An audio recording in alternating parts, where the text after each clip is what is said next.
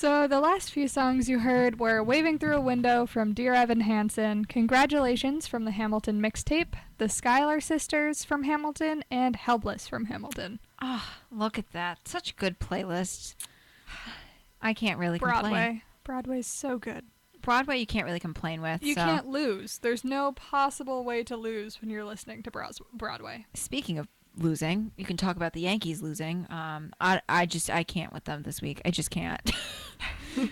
They're not doing so well, but I know how's the Red Sox been doing? Because I haven't been following this opening week because it doesn't mean a whole lot.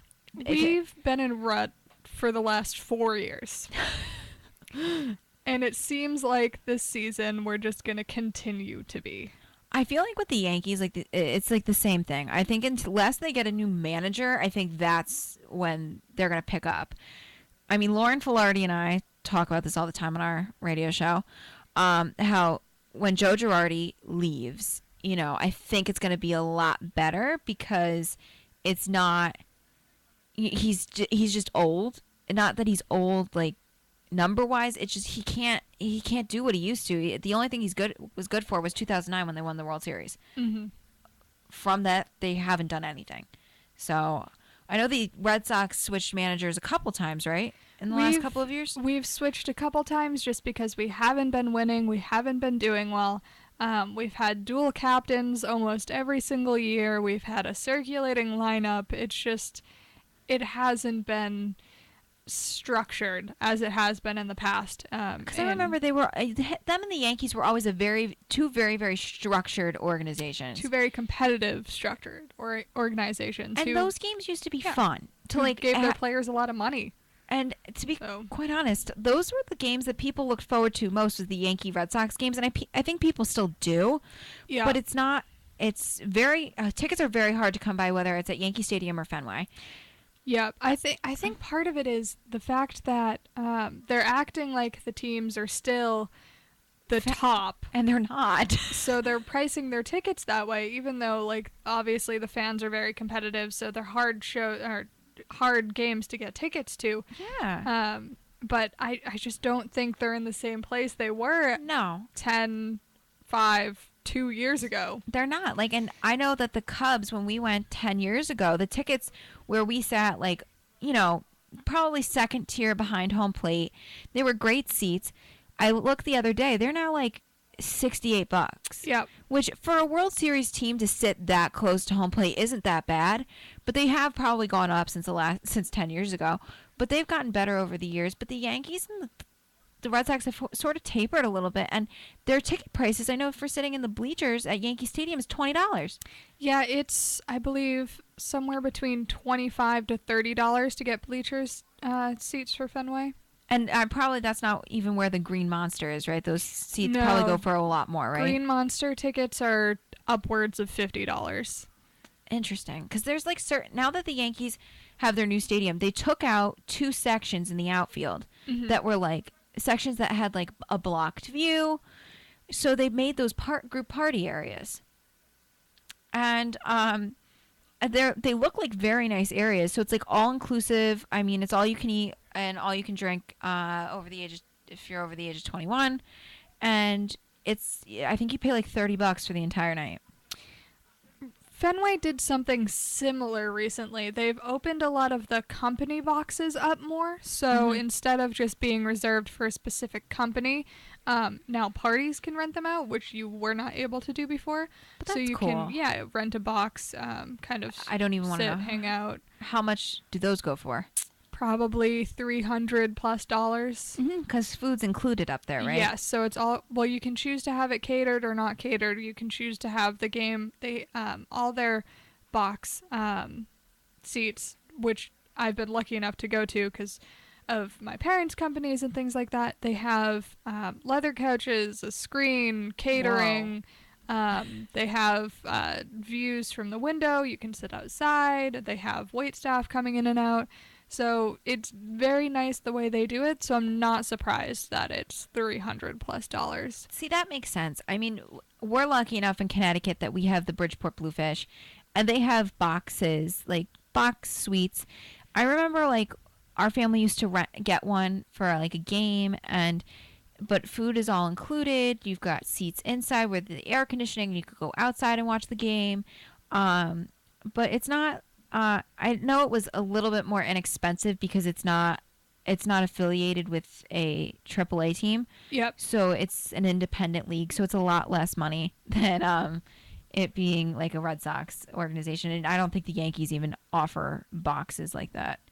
Yeah, I think they have like reserved company boxes, but like They don't for actual companies, and they have Yeah. like probably player and family boxes, Yeah. and that's about it. They don't really like the Audi Club is up on that level, and certain like clubs that like the Delta 360 Club is up there. Those seats are wicked expensive. I think those are $300 a piece.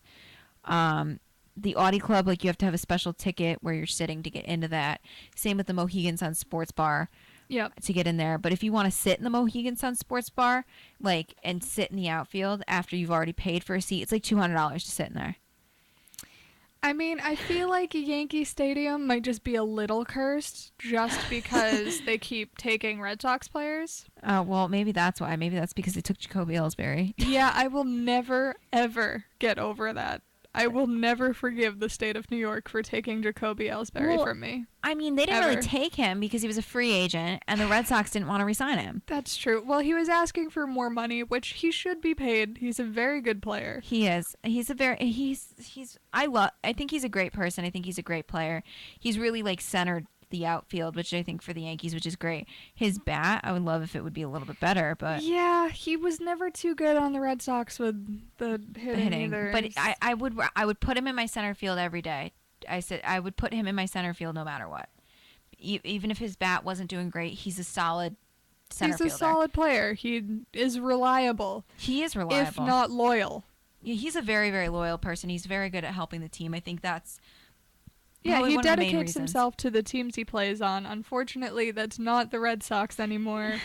But I think he'll be getting ready to retire probably once his contract's up with the Yankees. Yeah, he's not going to last much longer after the contract. Maybe he'll go another year free agent. Who knows? But I don't really think so. I think it's more that he'll just not. Yeah, most players retire after doing their stint on the Yankees because they get paid so much money, so they don't have to do as much anymore. You know? I think so. I think that's is a good thing. I think they need to get some of the old players out and then move some of the younger players back in. But speaking of, how long do you think CC Sabathia is going to last? His contract's up at the end of the year, so I don't think he's going to be there anymore.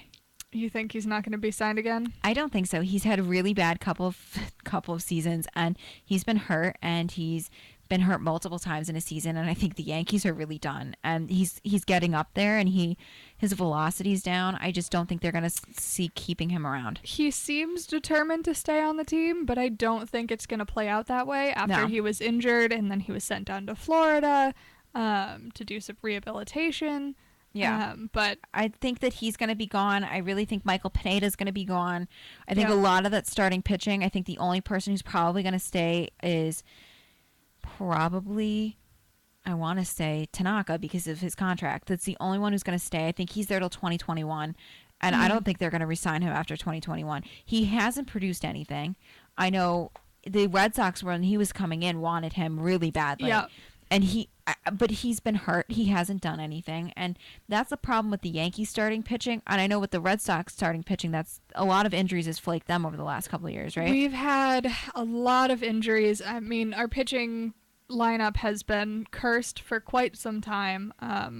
I mean, we had a good run with Kurt Schilling. Unfortunately, not the greatest person right now. I know John Lester was with you guys. John Lester was with us and then chose to leave or just didn't want his contract re-signed. I think when Theo Epstein left, I think that's when he went to Chicago. Yes. I think a lot of players I know that were on either played for Terry Francona or wanted to be with Theo Epstein left and went either to the Indians or went to the Cubs, which were both World Series making teams this year. There was a lot of transferring, a lot of shuffling around, mostly because you've seen teams like the Red Sox and Yankees who have such big names, who have been up there for so long, so top tier.